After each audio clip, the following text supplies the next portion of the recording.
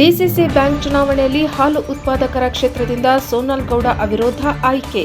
ಚಿಕ್ಕಮಗಳೂರು ಜಿಲ್ಲಾ ಕೇಂದ್ರ ಸಹಕಾರದ ಬ್ಯಾಂಕ್ ಚುನಾವಣೆಯಲ್ಲಿ ಹಾಲು ಉತ್ಪಾದಕರ ಸಹಕಾರ ಸಂಘಗಳ ಕ್ಷೇತ್ರದಿಂದ ಸೋನಾಲ್ ಗೌಡ ಅವರು ಅವಿರೋಧವಾಗಿ ಆಯ್ಕೆಯಾದ ಹಿನ್ನೆಲೆಯಲ್ಲಿ ತರೀಕೆರೆ ತಾಲೂಕಿನ ವಿವಿಧ ಹಾಲು ಉತ್ಪಾದಕರ ಸಹಕಾರ ಸಂಘಗಳ ಅಧ್ಯಕ್ಷರು ಹಾಗೂ ಕಾರ್ಯದರ್ಶಿಗಳು ಅವರನ್ನು ಭೇಟಿಯಾಗಿ ಸನ್ಮಾನಿಸಿ ಗೌರವಿಸಿದರು.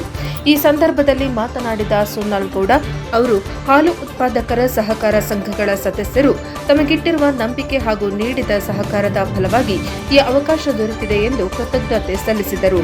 ಸಹಕಾರ ಕ್ಷೇತ್ರವು ಗ್ರಾಮೀಣ ಆರ್ಥಿಕತೆಯ ಬೆನ್ನೆಲುಬಾಗಿದ್ದು ಹಾಲು ಉತ್ಪಾದಕರ ಜೀವನೋಪಾಯ ಹಾಗೂ ಹಿತಾಸಕ್ತಿಯನ್ನು ಕಾಪಾಡುವಲ್ಲಿ ಸಹಕಾರ ಸಂಘಗಳ ಪಾತ್ರ ಅತ್ಯಂತ ಮಹತ್ವದ್ದಾಗಿದೆ ಎಂದು ಅವರು ತಿಳಿಸಿದರು.